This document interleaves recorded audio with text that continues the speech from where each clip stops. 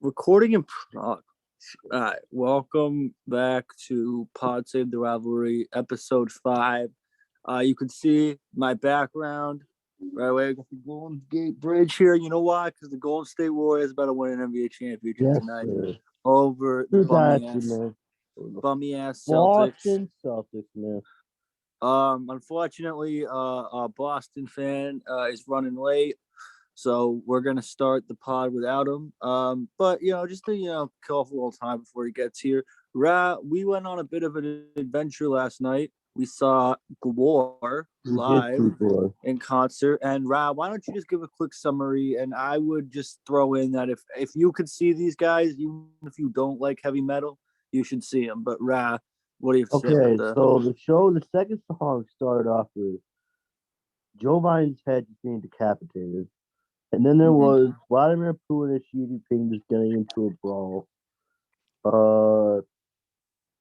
This fake blood being sprayed all over you. Like, you're covered in blood, especially if you're in, like, the front rows.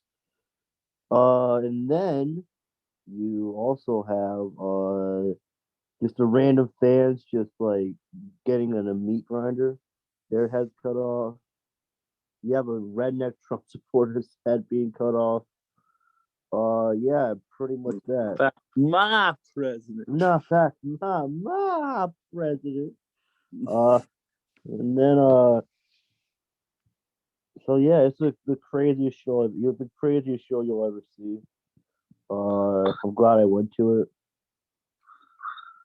Yes, sir. Those boys know how to put on a show for sure.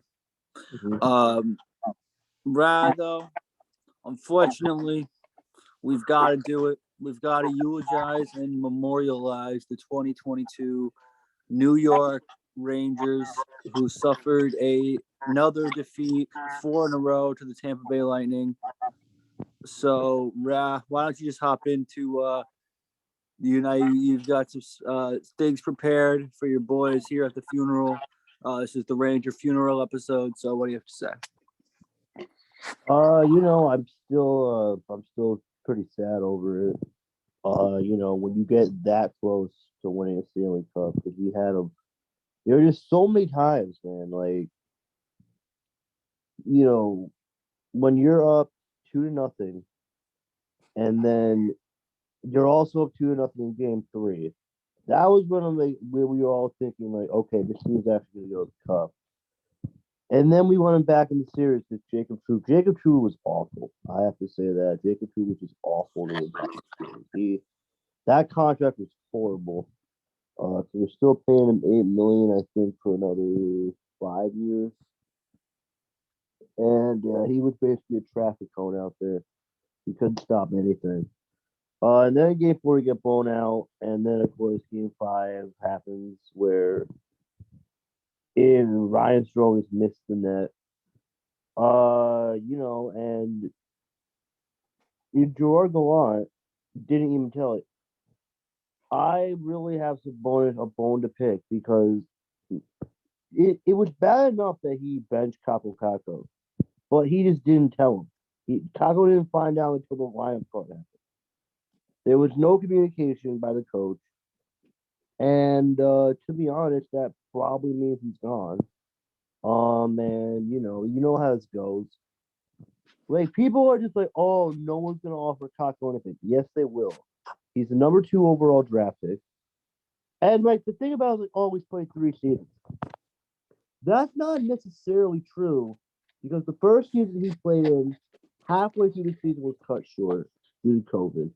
The other season had COVID and a 56-game schedule where you faced the same 8 teams per year. So this was actually his first full normal season in the NHL. And in the playoffs, he was one of our best forwards. So, the people giving up on him so quickly, like, I don't get it. Like, you have to realize that, like, when a player now is in his second or third year, it means this is his first actual season. But anyway, this is just. But I love this team, forever. It really provides great memories for me. Like, 3-1 comeback. The comeback against Carolina. The first 2 games in the Garden.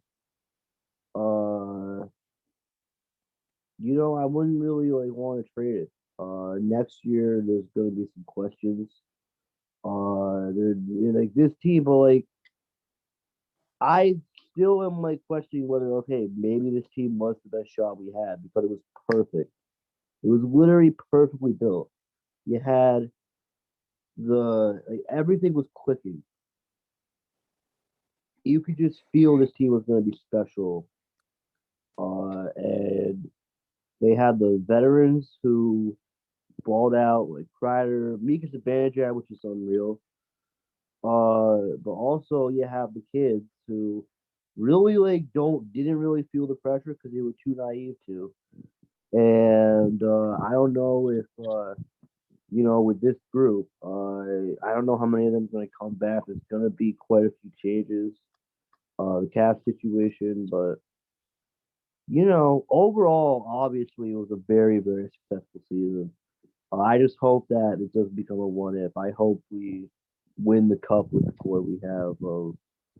We have to win a cup with Igor, man. We can't go Igor and Hank. We can't have 2 generational goalies and no Stanley Cup. That just can't happen. So all right, I want to give maybe some thing because both Gerard Gallant and Chris Drury were in their first year. Chris Drury, I would give a B. No, Chris Drury is the GM, right? Yeah, and the owner. He has that. Okay. I would give him a B.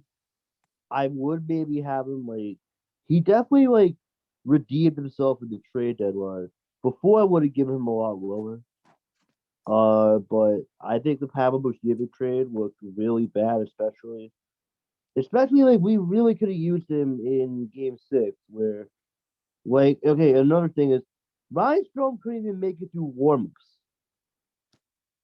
Everybody in the building knew that he was very hurt and couldn't play, and yet Gallant still trusted him more over Capo. They trusted Ryan Hunt. It isn't really that much avoidable if you have Pavel Buchnevich on the team. And that's not fair to Sammy Blais, the person who we traded Buchnevich to, because he tore his ACL very early in the season. But still, it's if you have Buchnevich ready to go for Game 6, then it's just the Capo injury. You don't have to play Ryan Hunt. You don't have to. But yeah, anyway, but that gets him. But overall, I like him. I think he did a successful job. Gallant, I would give a B plus.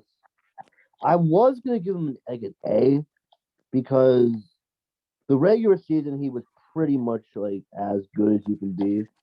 But in the playoffs, I think you can't ignore a lot of the stuff, the line changes he made. You can't ignore that he got out coached. I think honestly, and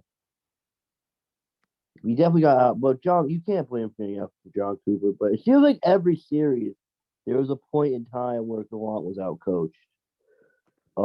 Even though they won.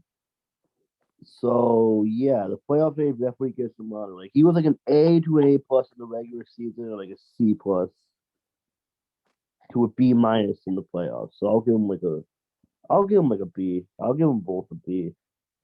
MVP of the team, we know who that is. It's Igor Shesterkin. And I want to actually dedicate how actually good, the numbers that Igor put up this year, and this is what worries me. It's you can't expect him to have obviously I don't worry about him falling off a cliff. And every slump next year, you're gonna have idiots in the media be like, "Oh, well, you see, he was just a 1-year wonder." I don't care about that, right? I don't care what the idiots would say about that. But what I will say is, Ranger fans, but it's more Ranger fans I think that are gonna do it that really actually make me mad because we didn't comprehend actually how good of a season he had because we were just so used to good goaltending throughout our whole lives with Henrik Lundqvist. But if you look at every chart of goals saved against or expected goals that didn't go in, It's literally Igor is in his own league. It's like Wilt fucking Chamberlain. He put up like a Wilt Chamberlain type season at goalie. But it's the greatest goaltender season a Ranger goalie will ever have. And I just want to like put it out there, like just how special he was this season. I've never seen a goalie just be this consistently dominant throughout a season ever in my life, and I don't think I ever will. And it's just like when you can't win with that, when he like naturally regresses to like I don't know, like numbers that make him look like not a god. Well, he is a god, but with it, what do they have then? So it's definitely worrisome. But overall, this team is going to be back in the. This good team is going to be in the mix for a Stanley Cup in a while, and I'm excited for the future. But I also have questions.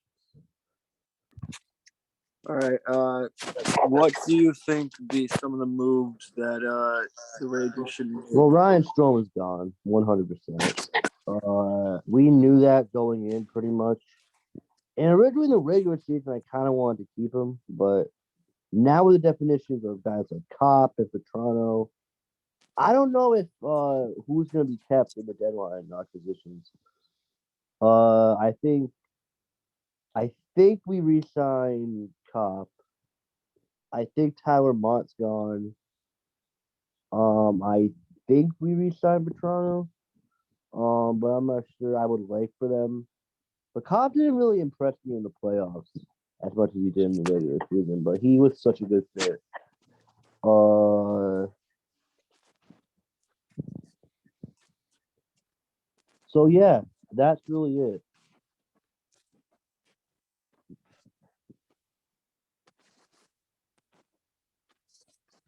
But yeah, this is going to be a lot of things.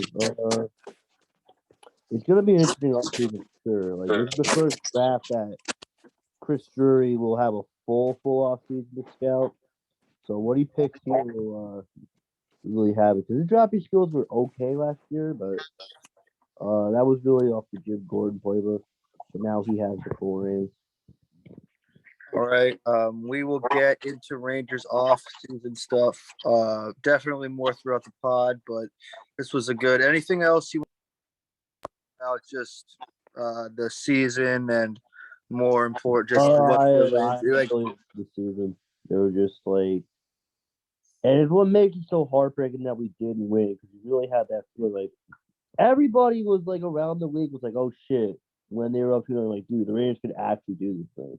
Like there was just like it, and to have it not where it just did, but this team is one of my favorite teams ever. Like maybe my favorite Ranger team ever, probably. Like even the ones that did in the cup, they was weren't as like. Actually, I don't know. The 2014 playoff run was just like, but like throughout the, but like pretty much from the get go, we were like really, really good. And like no one, people expected that Ranger team to be pretty good. No, not a lot of people expected us to have the season we did, and so there was that underdog thing, and just the thrill, the ups and downs of playoff. I really experienced it because think about playoff hockey is when you're on like when you it's like a Game 7 overtime thing. As a Ranger fan, I've experienced the extreme end of both ends of playoff hockey. It's the best feeling in the world when you are the recipient of it. And I experienced that with Pittsburgh. I experienced that with the Capitals. But it's also the most heartbreaking thing. But that's what makes playoff hockey playoff hockey. Wouldn't want to trade it for anything else though. But hopefully we get the cup in 2023. I think we got a good shot. Speaking of the cup, what is your prediction for the Stanley Cup? I believe Colorado won last night, right?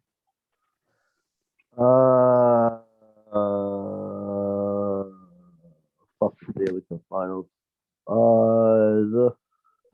No, I still think the Lightning are going to repeat. Lightning in what? 7. Lightning in 7. You heard it here first. Now, Kurt, We're gonna switch it over now. Big game for your C's tonight, of course. I got the Golden Gate Bridge in the background because they're gonna close your boys out. But what do you have to say? Last game was very dispiriting. Two winnable games in a row that we got blown out in. Curry wasn't any good, and it didn't matter, obviously.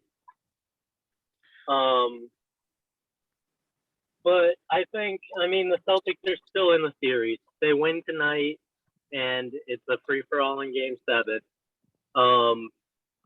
And am I the most confident going into the Chase Center for Game 7?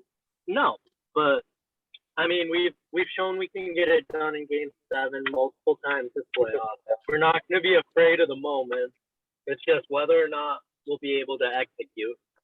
And I think they win tonight. Whether or not they win in Game 7, I think that's up in the air. But I think they're going to be able to push it to 7. I don't have a whole lot to say. I think you guys saw the picture of me at the end of the last game. Oh, yeah. The last 5 minutes, I was lying on the hardwood floor, staring at the ground. So that was fun. We should post that on the podcast Instagram, by the way. That would be fun. Yeah, we should.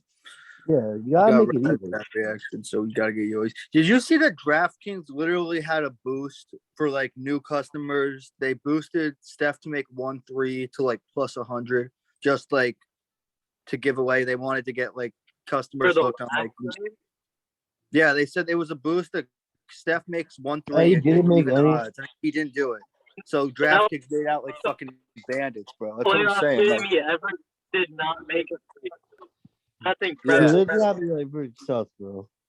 Somehow, Yeah, don't make it 3 this game. the house always comes out on top, man. Someone really just bet their life savings on that too. But God, there's no way he only missed one. I think they made it like $50 max just because they're like, come on, we're not gonna let them rob us blind. But like, still, man, it was insane. They Yeah, robbed Steph, everyone else blind. yeah, Steph shooting 0 for 9, I believe, in that game. Andrew Wiggins continues his great series, played great defense on Tatum as well. If you look at the stats, Wiggins from Wiggins. Yeah, He's another the Warriors in rebounding twice in a row. Beat his career high 2 games ago. Then once again was in double digits yesterday. They just need to put a body on him. Like, yeah. I guess obviously, charging the boards. He's athletic. He's long. He can get boards, but there's no excuse to have a guy who obviously is not known for that against a team that's a lot bigger and more physical. You cannot let a guy like that get double-digit boards. And I think tonight they do not let him get double-digit boards. And we win. Certainly a confident prediction there. I actually do think, even though I do have the background at the Golden State, I think that ultimately the Celtics bounce back and take Game 6. Warriors in 7 has pretty much been the call throughout the whole series. At least the last episode we did, I said the Warriors were going to win Game 5, C's take Game 6. So it wouldn't shock me either way, obviously, with the way, these last 2 games are going. But I can't see the Celtics shitting the bed 3 games in a row, to be honest. We'll definitely try to get the reaction to Game 6 quicker than we got the reaction to Game 5. Kurt, you've been starting that new job at the Texas Roadhouse. Hopefully, how has that job been, Kurt, so far? Well, yesterday was my first real day, first day of training. They got me doing to-go orders. Yes, sir. So far, it's not bad. It's kind of boring. But yesterday, for example, basically all I was doing was running orders to and from the cars and like, collecting their money, obviously. Yeah. Receipts to and from the kitchen, like all super easy stuff. Nothing too exciting. So. Sure. Brad, So we've got now, we've touched on, let's switch it over to baseball. Both of the Yankees and the Red Sox are having fantastic months of June. The Yankees 12-1 this month. The Red Sox right there at 11-2. Red Sox surging into the wild card. Let's discuss again. There were a lot of silly people out there that were saying, well, the Yankees are just beating up on bad teams. Well, unless I don't know if the Tampa Bay Rays are considered a bad team, but the Yankees take care of them again. Every team is bad compared to us. That's true. You know what? We are beating up on bad teams because every single team is bad compared to us. That is a fantastic point. But with this Yankee team, again, it just there's not even much specifics to say. They just freaking win. Higgy coming up with a 3-run home run last night. He's a guy that struggled all year to hit, and he's certainly right now, when we give our Trevino the day off, Higgy comes up with a home run. So it's just whoever needs to step up on this team steps up. Cole is back. At least he was back 2 nights ago where he shut out the Rays. They take 2 out of 3. Game 3 is tonight. I don't know, Brad. They're 30 games over 562 games into the season. This start it's not a normal little winning streak. It's not. This is a historic start for the Yankees. And 46-16. There's not. They lead the league, and actually, I'm gonna roll over some stats real quick. The Yankees have the most come from behind wins in the league. They have the least comeback wins giving up, which means if you tune into a Yankee game, you're either watching the safest lead in baseball or the least safe lead in baseball. The Yankees have more wins than anyone else by 5 or more runs, or is it 8? Like blowout wins. Oh no, they have the most wins in games they score 8 or more runs. They also have the most wins in games they score 2 or fewer runs. They have the best winning percentage in the league when they hit a home run. They have the best winning percentage of the league when they don't hit a home run, or it might be the AL. I think the Dodgers might have them in games they don't hit a home run because Freddie Freeman goes for like 3 doubles. But the point is, there's just, when you break it down, no matter what, the Yankees are the best team in baseball. The train is still chugging. They could play 500 the rest of the way and still have 96 wins. That's pretty much all I want to say about the Yankees. what did you say their record was? Their record? 46-16. 46-16. You're gonna go 16-46 in the next Please 6. stop it. No, we're not. Bad, man. Even if we go 500, like I said, we'd still have 96 wins. And it's not like, early in the season, this team's on pace to win 120 games, whatever. Shit, they might win 120 games. It's not a joke. Like the Yankees might win. They might set the record for most wins in the regular season. Yes, they'd have to stay at this pace, but we're into mid-June by now. This is not like they had a hot May. Yeah. This is serious. But anyway, No, Kurt, what you're saying that it is the league is definitely on watch right now. They're definitely playing like the best team in baseball.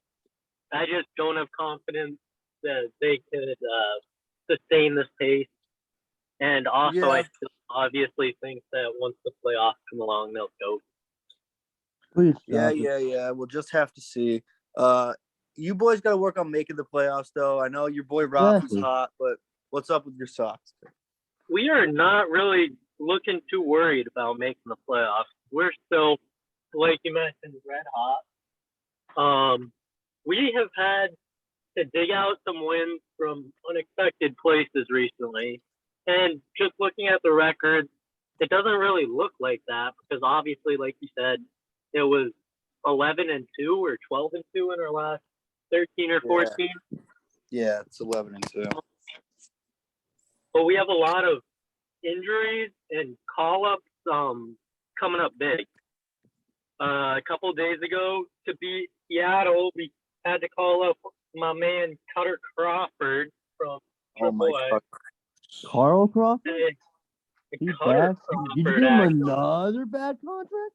I had a Carl Crawford jersey back in the day. Carl Crawford Red Sox jersey. It was the freshest, but he was the woe. That's real, man. That signing was so like hyped up too. I remember that. Yeah, this man Cutter Crawford though, he has not performed well most of the time he's been up, but he threw 5 one-hit innings against the Mariners in the game we won 2-0. The bullpen obviously stepped the fuck up that game too. Didn't give up a single hit for the rest of the game. Then we're in the midst of a series against the Athletics. Now we've won the first 2. First one was 6-1. Then yesterday, another call-up was pitching. The guy that I mentioned either last pod or the pod before, who we got in the Benintendi trade, Josh Winkowski. Yeah. Another guy who hasn't performed, but he's very young and he's performed very well in the minors. But he got called up and pitched a great game yesterday. He threw another 5 scoreless innings, giving up 4 hits and a walk, striking out 3. Once again, the bullpen shutting things down except for a single run. So both the offense and the defense have just been, on fire for the Red Sox. And Yankees fans can talk all they want, but I am feeling really very can't. confident. If it wasn't for that early stretch to start the season, we'd be right up there. Well, you did have That's- that early stretch. So, We like, did, and you're gonna have a middle. And then you throw out the records, man. I mean, but you guys are gonna have to go through like a wild card series. Well, at this point, the division's toast. We've got that wrapped up. So, you can fight over the wild card spot. All it takes is one stretch of like you were playing before, to bring you back down to reality. Is all I'm saying about the Sox. See another stretch like that happening. Yeah, I mean the Sox win total was what, like 85. It's definitely looking pretty good with that. But none of our teams. Land over. Whatever. Still a lot of year left. But the team that's actually none of our teams have the best record in June right now.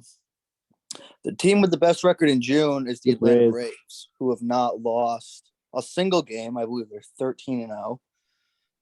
Just a ridiculous, and this is looking like the Braves of last year. They got off to a slow start last year too. They have Ronald back. He's been mashing this whole line. Their whole lineup's been mashing. The Braves are definitely, the NL playoffs are going to be fun. The Dodgers are not in first in their division anymore. The Padres overtook them. Padres have been playing great. The Mets have been playing great. And now the Braves. So Braves Mets is definitely going to be a very intense series. And the Phillies as well. Have they still not lost since they fired Joe? Dropped at least 1 or 2 now. Yeah, but they're still like They're still hot. They won like the last like 8. I know or Reed something. Hoskins has been mashing. Yeah. I guess they really did need that, spark plug. Definitely not there's always that team that fires their manager or coach. It happens in the NBA, MLB, NHL. They fire their coach and all of a sudden they go on a winning streak. I think they just needed a new voice. So that's what happened with the Phillies there. And of course, in the AL, just wanted to very briefly talk about the history that was made. First team ever with 2 immaculate innings in the same game, the Houston Texans. Definitely an The impressive. Houston Astros. I mean, my Astros. bad.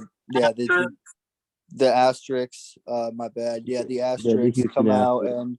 and do that. I believe also it was the same 3 Texas Ranger batters, both innings, that got the 9 strikes on them. So that's pretty. That's a good piece of trivia there going forward.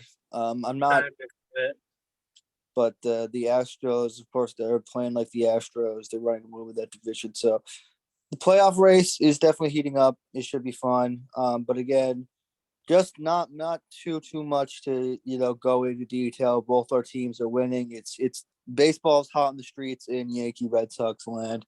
So that's pretty much all we need to know. So to wrap up the pod, we're gonna now go towards the next 32 and 32 or whatever team. This team had the number 3 draft pick in the draft. So up next is the Houston Texans. Houston made their offseason. Obviously, the big move they made was trading their former franchise quarterback and sexual predator Deshaun Watson to the Cleveland Browns in exchange for just a huge haul of draft picks. So they definitely used that draft capital effectively, in my opinion. Their free agency was really focused on bolstering their secondary. They signed a new starting guard. So they're definitely going to be better. Their win total is 4.5. Didn't make too many blockbuster moves in free agency, but they made, they got some solid veterans. Some key losses, obviously, even though, again, like Deshaun wasn't in them future plans, it still changes a lot about their team. And then Justin Reed, their safety, signed with the Chiefs. So those are. Did they lose Kiki Kuti too? I don't know. No. I don't know if that could even be considered a key loss or anything. Yeah, that's true. But those are definitely the key losses on their season. I'll swing it over to you guys just to make the prediction, and then I'll go into their draft. Yeah, no. I think the Texans obviously are still gonna have some struggles this year, but 4.5 is also a very small number. What were they at last year? 4 wins? They did 4, yeah. So they basically Vegas is saying that they don't think that they improve. Like they're the same level of talent. Yeah. I think their division is weak enough too that they could certainly split or even steal both from the Jaguars, and they could go as far as splitting with the Titans, maybe. Titans are definitely going to be favored in both those, but I think a lot of it hinges on if Derrick Henry is able to stay healthy this year too. Because we have yet to see the new guys in the Titans passing game, and if that's going to translate quite like AJ Brown. And I do like where the Texans went in the draft as well. I know Kiernan's going to get more into that, but bulking up along the line and adding a high upside guy like Stingley, I think it was a good gamble, and they are going to be a better team this year. Obviously, re-signing Brandon Cooks as well, who's one of the more underrated wideouts in the league. Oh, for sure.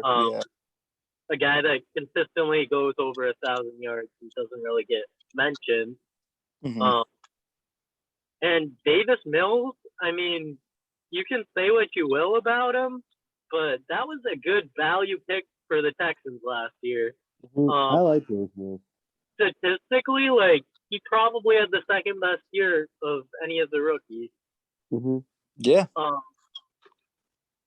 So, I mean, I don't love Davis Mills, but I certainly do not hate Davis Mills. and I don't see him really getting worse this year. Yeah. Especially with better protection and hopefully a better defense too. But I'll swing it over to Ra for his thoughts. I'm actually a pretty big fan of Davis Mills. I think I didn't watch Texans, obviously, because we're in upstate New York, so we don't have the Texans on. But whenever I did, I was kind of impressed with him. So I think he's actually gonna have a pretty good year. I wouldn't be surprised if he was like a top 15 to 20 guy in the NFL by the end of the year. I think I'm definitely hanging the over on this. I think 4.5 is too low. This is my first over pick of the year. Over 4.5 for the Houston Texans. Hater Raf finally goes over. Yeah, I think this is a very key year of, for the, Davis Mills. There was some talk, like a lot of people really thought that was a wasted draft pick, considering that, what's the point in picking him if he's not going to be a franchise guy? And keep in mind if Davis Mills does regress, that there is a loaded quarterback class in 2023. So I think the Texans are in a decent spot as a franchise where if they can either stick with Davis Mills or, it won't cost them anything. Again, they only spent a second round pick on him. So it's not, and some people were saying, even a person that I listened to, Mike Renner, on PFF, said that they lit their draft pick on fire. I think it's very clear that they proved him wrong there.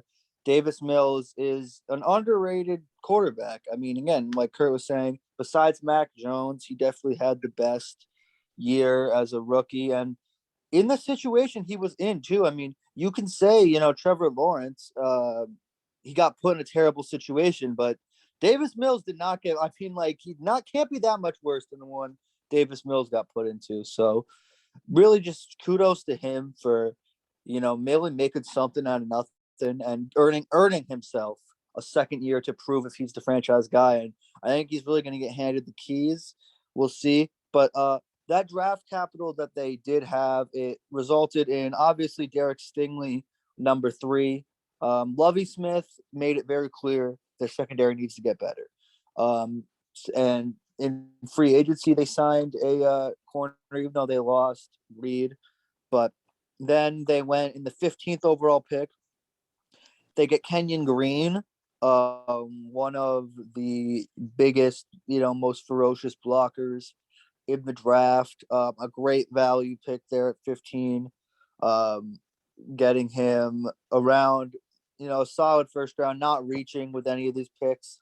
And he has a very high upside as well. Then going into the second round, they had 2 high second round picks. In my opinion, they've knocked it out of the park with those as well. They picked Jalen Petrie, who a lot of people had in the first round, could be a replacement for the safety Reed that they lost. Not that he'll be as good, but Phil has a lot of potential. Also, you could see him at slot corner, considering that's mostly what he played at Baylor, even though he's listed as a safety. And when you have a lot of holes to fill on defense like they did, getting a versatile guy like that was a really good pick for them, in my opinion. At 37, I think that's when they got Petrie. And then they also snag at 44 overall. At 37, they get Petrie. Then at 44, they get John Mechie III from Alabama, who is a comparable talent to, I mean, we've all seen the stacked receiving cores that Alabama has put into the league. It's not just Jameson Williams, just like it wasn't just Devontae Smith. There was Henry Ruggs. The point is, I think it's a pretty sure thing. Mechie was a lot of people's favorite second receiver, and even had him. He was a borderline first round guy. I wanted the Patriots to take him. Yeah, that's what I'm saying. I would have wanted the Giants to take him too, over the player they did get in the second round. He's got, not quite as fast as Williams, but he also, is coming back from an ACL, which he tore in the SEC championship game. You don't even know. Maybe Alabama wins if Williams and Mechie are healthy. That's how important they were. And then they get another Alabama linebacker in round 3 in Christian Harris, another playmaker on defense. That was value too. Yeah, so I think in the second round they managed. They didn't reach. They took the guys that were consensus borderline first round, second round guys in the second round. They didn't try to get fancy. They didn't say, "Oh well, we have a ton of picks, so we might as well reach on this guy." No, they were not what some teams are. This is also a saying I learned from the Tailgate podcast. They were not overconfident in their own evaluations, which if the kids like usually the consensus, I know like you can get steals, but I think for the position they're at, if you load up on a bunch of guys that are consensus borderline first rounders, at least one of them is going to play up to their potential, and that's what they did. With all that being said, I think they had a fantastic draft. I think they set themselves up for the future, but I'm still going to go under. I just don't see the Texans really breaking out. I think that they're going to win around 4 games. Again, their Wouldn't say schedule. those 5 games would exactly be a breakout, but I get where you're. I could see them winning 5 or 6 games. Yeah, I mean, it really depends. Like their games against Tennessee and like Jacksonville, I think are huge for both of those teams win total. And Spread in their game against the Colts. I guess you taking 7.5. Jacksonville's over and being higher on them could also affect this a little bit. Yeah, that's what I'm saying. If you think Jacksonville's going to take 2 from them, that makes things a lot harder for the Texans. Yeah, their schedule though, again, they do have a pretty easy schedule, but the thing with is like people see the Texans on their schedule and they say it's a winnable game. Like there's still no team in the NFL that the Texans can be like, well, we've got that one. Like they're not at that stage yet. They start out. Let's go through their schedule. They got the Colts week 1. It's gonna be tough. They're tough 2 games to start. They got the Colts and the Broncos. Then the Bears. Then they play the. They could win. They could win the Bears. Then the Chargers. Then on the road they go against Jacksonville. On the road against the Raiders. They play the AFC West as well, which is a tough break for them. Then they have after the Raiders, they have the Titans. Then they have a Thursday game, I think, against the Eagles too. So having a division game against the Titans, a really important game. Then playing a tough Eagles team on Thursday, that's a really tough spot for them. But then they get a long break against the Giants. So them being rested for that game should be really interesting. I'll also see like who the Giants have before that too, and also who Philly has for another episode. But then they got Washington, so they play the NFC East like 3 games in a row there. Then they got Houston. Yeah, they got Houston. No. They got Miami. Then they are at home versus the Browns. On the road versus Dallas. The Chiefs come to town December 18th. Then they round out the season playing their division, Titans, Jaguars, Colts.